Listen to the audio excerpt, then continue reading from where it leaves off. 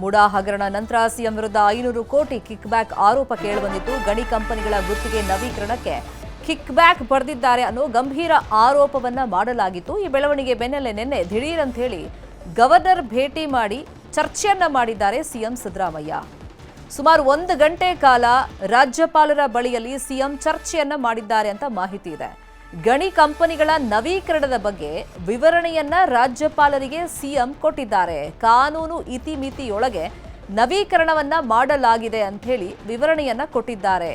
Governor ಭೇಟಿ ಬಳಿಕ ಕೇಂದ್ರ ವರಿಷ್ಠರಿಂದ ದೂರವಾಣಿ ಕರೆ ಇತ್ತು. ಸಿಎಂ ಜೊತೆ ಸುರ್ಜೇವಾಲಾ ಮತ್ತೆ ಕೆಸಿ ವೇಣುಗೋಪಾಲ್ ಚರ್ಚೆಯನ್ನ ಮಾಡಿದ್ದಾರೆ. ಈ ಕಿಕ್ ಬ್ಯಾಕ್ನ ಆರೋಪ ಜೊತೆಗೆ ರಾಜ್ಯಪಾಲರ ಜೊತೆ ಏನೆಲ್ಲ ಇವರು ಮಾತುಕತೆ ನಡೆಸಿದ್ರು, ಚರ್ಚೆ ಮಾಡಿದ್ರು ಅನ್ನೋ ಕುರಿತಂತೆ ವರಿಷ್ಠರಿಗೆ ಸಿಎಂ ಸಿದ್ದರಾಮಯ್ಯ ಅವರು ಮಾಹಿತಿಯನ್ನ ಕೊಟ್ಟಿದ್ದಾರೆ. ನಿನ್ನೆ ದಿಢೀರಂತ ಗವರ್ನರ್ ಭೇಟಿ ಮಾಡಿದ್ದಾರೆ ಸಿಎಂ ಸಿದ್ದರಾಮಯ್ಯ.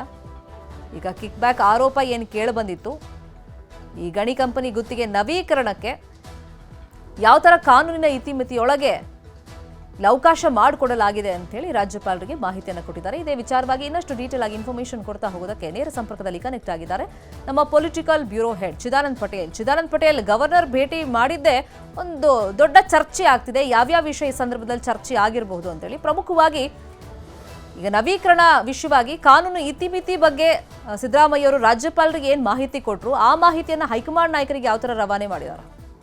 ಶರ್ಮಿತಾ ಶೆಟ್ಟಿ ಕೆಲವು ಗಣಿ ಕಂಪನಿಗಳ ಲೈಸೆನ್ಸನ್ನು ನವೀಕರಣ ಮಾಡಿರುವ ಗಂಭೀರ ಆರೋಪ ಇದೀಗ ಮುಖ್ಯಮಂತ್ರಿ ಮೇಲೆ ಬಂದಿರತಕ್ಕಂಥದ್ದು. ಈಗಾಗಲೇ ಗವರ್ನರ್ ಅಂಗಳಕ್ಕೂ ತಲುಪಿರುವಂಥದ್ದು. ಸಾಮಾಜಿಕ ಕಾರ್ಯಕರ್ತ ರಾಮಮೂರ್ತಿ ಗೌಡನವರು ಕೂಡ ದೂರನ್ನು ಕೊಟ್ಟಿರುವಂಥದ್ದು. ಆ ದೂರನ್ನು ಆಧರಿಸಿ ಪ್ರಾಸಿಕ್ಯೂಷನ್ಗೆ ಕೊಡುವ ಮುಂಚೆ ಲೀಗಲ್ ಸೆಲ್ಗೆ ಈಗಾಗಲೇ ಗವರ್ನರ್ ಅವರು ಮಾಹಿತಿಯನ್ನು ಕೇಳಿರ್ತಕ್ಕಂಥದ್ದು. ಇದರ ಬೆನ್ನಲ್ಲೇ ಎಲ್ಲೊಂದು ಕಡೆ 500 ಕೋಟಿ ಕಿಕ್ ಬ್ಯಾಕನ್ನು ತೆಗೆದುಕೊಂಡಿದ್ದಾರೆ. ಒಂದು ವೇಳೆ ಮುಖ್ಯಮಂತ್ರಿಗಳು ಹರಾಜನ್ನು ಹಾಕಿದರೆ 5,000 ಕೋಟಿ ರೂಪಾಯಿಯಷ್ಟು ಸರ್ಕಾರದ ಬೊಕ್ಕಸಕ್ಕೆ ಆದಾಯ ಬರ್ತಿತ್ತು. ಹಾಗಾಗಿ ಗಣಿ ಕಂಪನಿಗಳ ಜೊತೆ ಒಳ ಒಪ್ಪಂದ ಮಾಡಿಕೊಂಡು 500 ಕೋಟಿಯಷ್ಟು ಹಣವನ್ನು ಪಡೆದುಕೊಂಡಿದ್ದಾರೆ ಅಂತೇಳಿ ಗಂಭೀರ ಆರೋಪ ಕೇಳಿ ಬಂದಿರತಕ್ಕಂಥದ್ದು. ಹಾಗಾಗಿ ಎಲ್ಲೊಂದು ಕಡೆ ಹೈಕಮಾಂಡ್ಗೂ ಕೂಡ ಎಲ್ಲೊಂದು ಕಡೆ ಈ ಸಂಬಂಧಪಟ್ಟಾಗೆ ಹಲವಾರು ಅನುಮಾನಗಳು ಕೂಡ ವ್ಯಕ್ತವಾಗಿರ್ತಕ್ಕಂಥದ್ದು. ಅಲ್ಲದೆ ಗವರ್ನರ್ ಅವರು ಮತ್ತೆ ಎಲ್ಲೊಂದು ಕಡೆ ಮೂಡಾ ಪ್ರಕರಣದಂತೆ ಪ್ರಾಸಿಕ್ಯೂಷನ್ಗೆ ಈ ಪ್ರಕರಣ ಕೊಟ್ಟರೆ ಎಲ್ಲೊಂದು ಕಡೆ ಮುಖ್ಯಮಂತ್ರಿಗಳಿಗೆ ಮುಂದಿನ ದಿನಗಳಲ್ಲಿ ಸಂಕಷ್ಟ ಎದುರಾಗುವ ಆತಂಕ ಮತ್ತು ಭೀತಿ ಎದುರಾಗಿರ್ತಕ್ಕಂಥದ್ದು. ಜೊತೆಗೆ ಇಡೀ ಪ್ರಕರಣದ ಸಂಬಂಧಪಟ್ಟಾಗೆ ಮುಖ್ಯಮಂತ್ರಿಗಳು ಮಾಹಿತಿಯನ್ನು ಹಂಚಿಕೆ ಮಾಡಿಕೊಳ್ಳಲು ಮತ್ತು ಸಮಾಲೋಚನೆ ಮಾಡಲು ದಿಢೀರ್ನೆ ನಿನ್ನೆ ರಾಜ್ಯಪಾಲರಾಗಿರ್ತಕ್ಕಂಥ ಗೆಹ್ಲೋಟ್ ಅವರನ್ನ ರಾಜಭವನದಲ್ಲಿ ನಿನ್ನೆ ಸಂಜೆ 6:30 ಭೇಟಿಯಾಗಿರುವಂಥದ್ದು. ಸುಮಾರು 1 ಗಂಟೆ ಸಮಯ ಗವರ್ನರ್ ಜೊತೆ ಮಾತುಕತೆ ನಡೆಸಿರುವಂಥದ್ದು. ನವೀಕರಣ ಮಾಡಿರುವ ವಿಚಾರ ಮತ್ತು ಅವರಿಗೆ ನವೀಕರಣ ಮಾಡಬೇಕಾಗಿರ್ತಕ್ಕಂಥ ಅನಿವಾರ್ಯತೆ ಇತ್ತು. ಸುಪ್ರೀಂ ಕೋರ್ಟ್ ಗೈಡ್ಲೈನ್ಸ್ ಮತ್ತು ಅರಣ್ಯ ಕಾಯ್ದೆ ಹಾಗೂ SIT ಇವೆಲ್ಲವನ್ನು ಇಟ್ಟುಕೊಂಡು ನಾವು ನವೀಕರಣವನ್ನು ಮಾಡಿರುವಂಥದ್ದು ಮತ್ತು ಕೆಲವೊಂದು ನಿರ್ಬಂಧವನ್ನು ಏರಿ ನವೀಕರಣ ಮಾಡಿರುವಂಥದ್ದು. ನವೀಕರಣ ನಂತರ ಕೂಡ ಅಲ್ಲಿ ಗಣಿಗಾರಿಕೆ ಕೂಡ ನಡೆದಿಲ್ಲ ಮತ್ತು ಕಾನೂನಿನ ಇತಿಮಿತಿ ಒಳಗಡೆ ನವೀಕರಣ ಮಾಡಿದ್ದೇನೆ ಮತ್ತು ಲೀಗಲ್ ಸೆಲ್ ಮತ್ತು ಚೀಫ್ ಸೆಕ್ರೆಟರಿಯವರ ಸೂಚನೆಯನ್ನು ಪಡೆದುಕೊಂಡು ಮಾಹಿತಿಯನ್ನು ಪಡೆದುಕೊಂಡು ವರದಿಯನ್ನು ತರಿಸಿಕೊಂಡು ನಾನು ನವೀಕರಣ ಮಾಡಿದ್ದೇನೆ. ಇದರಲ್ಲಿ ಯಾವುದೇ ರೀತಿಯ ಕಿಕ್ ಬ್ಯಾಕ್ ಆರೋಪಗಳಿಲ್ಲ. ಇದು ಉದ್ದೇಶಪೂರ್ವಕವಾಗಿ ನನ್ನ ವಿರುದ್ಧ ತೇಜೋವಧೆ ಮಾಡಲಿಕ್ಕೆ ನಿಮಗೆ ಈ ಒಂದು ಮಾಹಿತಿಯನ್ನು ಕೊಟ್ಟಿರ್ತಕ್ಕಂಥದ್ದು ಮತ್ತು ದೂರನ್ನು ಕೊಟ್ಟಿರ್ತಕ್ಕಂಥ ಅಂತೇಳಿ ಮಾಹಿತಿಯನ್ನು ಕೊಟ್ಟಿರ್ತಕ್ಕಂಥದ್ದು.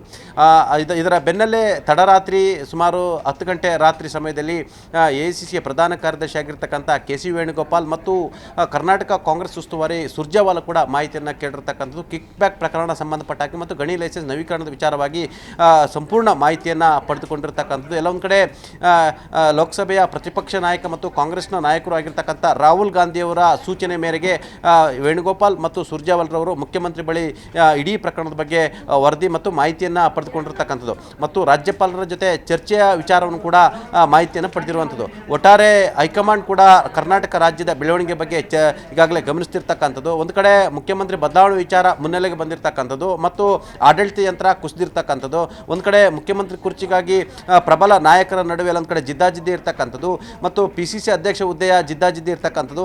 ಈ ಎಲ್ಲದರ ನಡುವೆ ರಾಹುಲ್ ಗಾಂಧಿಯವರು ಕಾಂಗ್ರೆಸ್ನ ಹಿರಿಯ ನಾಯಕರ ಮುಖಾಂತರ ಮುಖ್ಯಮಂತ್ರಿಗಳಿಂದ ಗಣಿ ಕಿಕ್ ಬ್ಯಾಕ್ ಹಗರಣ ಸಂಬಂಧಪಟ್ಟಾಗೆ ವರದಿಯನ್ನು ಕೇಳಿರುವಂಥದ್ದು ಹಲವಾರು ರಾಜಕೀಯ ಕುತೂಹಲ ಕೂಡ ಎಡೆ ಮಾಡಿಕೊಟ್ಟಿರುವಂಥದ್ದು. ಶರ್ಮಿತಾ ಶೆಟ್ಟಿ. ಥ್ಯಾಂಕ್ ಯು ಚಿದಾನಂದ್ ಪಟೇಲ್, ತಮ್ಮ ಇನ್ಫಾರ್ಮೇಷನ್ಗೆ.